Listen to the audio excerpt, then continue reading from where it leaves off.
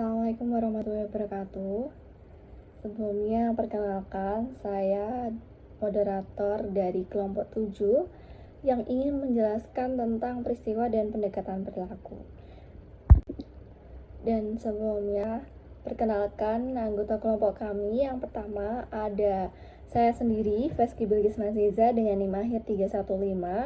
Lalu ada Anggun Dwi Lestari dengan NIM akhir 338. Dan ada Nirwasita Azahra dengan NIM akhir 332. Dan ada Prayoga Putra Helmawan dengan NIM akhir 330. Terus ada juga Ferdi Adif Lokmana dengan NIM akhir 340. Baik, di sini saya akan menjelaskan mengenai pendekatan peristiwa. Jadi pendekatan peristiwa pertama kali dinyatakan secara eksplisit setelah perbedaan terdapat di antara anggota Komite Asosiasi Akuntansi Amerika yang memerlukan pernyataan teori akuntansi dasar pada tahun 1966.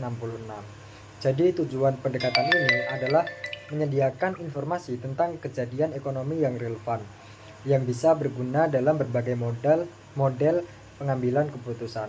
Nah, artinya akuntansi ini tidak hanya soal angka, tapi tentang apa yang benar-benar terjadi dalam aktivitas bisnis yang penting bagi pengambilan keputusan.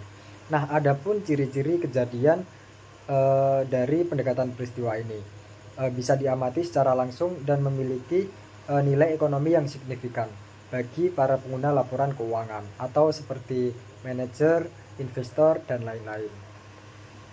Nah, untuk implikasinya, karena ada banyak kejadian dan karakteristik yang bisa diamati dan bermanfaat untuk pengambilan keputusan. Pendekatan ini mendorong terjadinya peluasan besar-besaran terhadap data akuntansi yang disajikan dalam laporan keuangan. Jadi laporan keuangan tidak hanya mencatat hasil akhir, tetapi juga proses dan rincian kejadian penting yang mendasarinya. Nah, baik, untuk selanjutnya masih mengenai pendekatan peristiwa, masuk ke dalam teori peristiwa normatif. Jadi teori peristiwa normatif dalam akuntansi secara tentatif dirangkum agar pihak-pihak yang berkepentingan dapat lebih baik dalam meramalkan masa depan organisasi sosial. Maka atribut-atribut yang paling relevan dari kejadian-kejadian penting yang mempengaruhi organisasi harus dikumpulkan dan disajikan secara berkala tanpa bias inferensial. Nah, tujuan dari teori kejadian normatif dalam akuntansi adalah memaksimalkan akurasi peramalan dari laporan akuntansi dengan memusatkan perhatian pada atribut-atribut yang paling relevan dari kejadian-kejadian penting bagi pengguna laporan tersebut. Nah, adapun teori kejadian normatif dalam akuntansi atau teori normatif dalam akuntansi lanjutan. Jadi teori ini menyerukan yang pertama taksonomi eksplisit dari kejadian-kejadian nyata yang harus dilaporkan oleh akuntan. Nah, untuk yang kedua, skema klasifikasi yang lebih efektif dengan menekankan khusus pada label yang memungkinkan pengamatan terhadap kejadian tertentu yang dapat dikaitkan dengan kejadian lain yang terkait. Nah, untuk yang terakhir, penyusunan sistem informasi akuntansi yang berbasis pada kejadian-kejadian tersebut. Di sini saya akan menjelaskan mengenai sistem informasi akuntansi berbasis peristiwa. Konsep dasarnya sendiri yaitu sistem informasi akuntansi berbasis peristiwa bertujuan untuk menyediakan data yang relevan bagi berbagai pengguna dengan kebutuhan beragam melalui integrasi dengan basis dasar terpusat. Untuk model sistemnya, yang pertama model hierarkis, yaitu menggunakan basis data umum dengan struktur dan fungsi yang ditentukan pengguna untuk menyaring dan memanipulasi data. Yang kedua model jaringan, yaitu mengorganisasi data tak terstruktur menjadi struktur hierarki optimal berdasarkan permintaan pengguna. Yang ketiga, model relasional dan model entitas relasi, yaitu mengganti sistem akun tradisional dengan tabel entitas dan relasi untuk mencerminkan hubungan nyata antar objek bisnis. Lalu yang terakhir model REA, Resource Events Agents, yaitu mengkaji transaksi berdasarkan sumber dan peristiwa dan pelaku yang terlibat. Selanjutnya saya akan menjelaskan mengenai evaluasi dan kegunaan pendekatan peristiwa.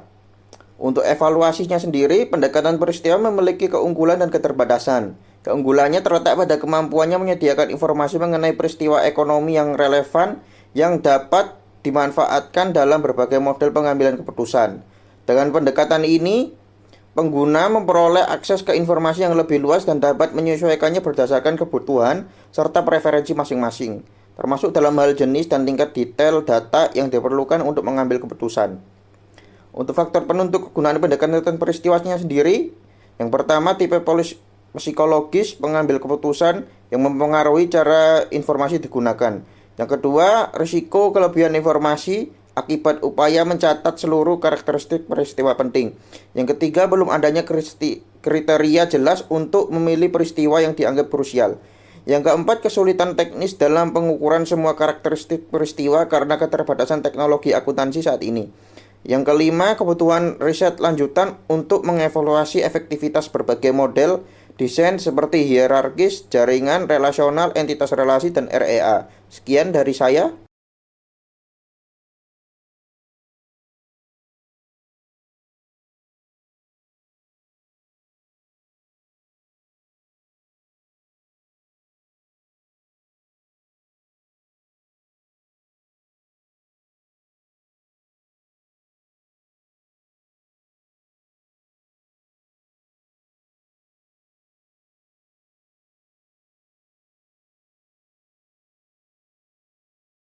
Pendekatan pemrosesan informasi manusia. Pendekatan ini menekankan bahwa pengambilan keputusan dan perilaku manusia sangat dipengaruhi oleh bagaimana informasi diterima, diproses, dan diinterpretasikan oleh individu. Karakteristik pendekatan pemrosesan informasi manusia ada 4 poin. Yang pertama yaitu fokus pada perilaku pengguna informasi, yang kedua relevansi informasi untuk pengambilan keputusan, yang ketiga pengaruh pengalaman dan bahasa, dan yang terakhir peran struktur informasi. Yang berikutnya yaitu contoh pendekatan pemrosesan informasi pada model akuntansi berbasis peristiwa.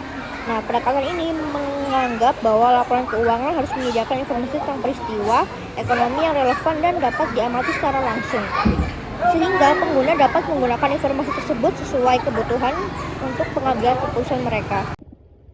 Evaluasi pendekatan perilaku. Pendekatan perilaku dalam berbagai disiplin seperti psikologi, manajemen, dan pendidikan sering dievaluasi untuk memahami efektivitas dalam pencapaian tujuan yang diinginkan. Evaluasi atas pendekatan perilaku biasanya melibatkan analisis terhadap bagaimana pendekatan tersebut mempengaruhi perilaku individu atau kelompok, serta keakuratan dalam memprediksi, mengubah, atau meningkatkan perilaku tertentu. Untuk selanjutnya ada evaluasi atau hasil evaluasi. Jadi di dalam pendekatan perilaku yang berbasis pada prinsip reformis atau penguatan. Mungkin cukup sekian presentasi dari kami. Apabila ada salah kata, mohon dimaafkan, dan apabila ada yang ditanyakan, silakan ditanyakan di waktu pertemuan saja. Sekian, wassalamualaikum warahmatullahi wabarakatuh.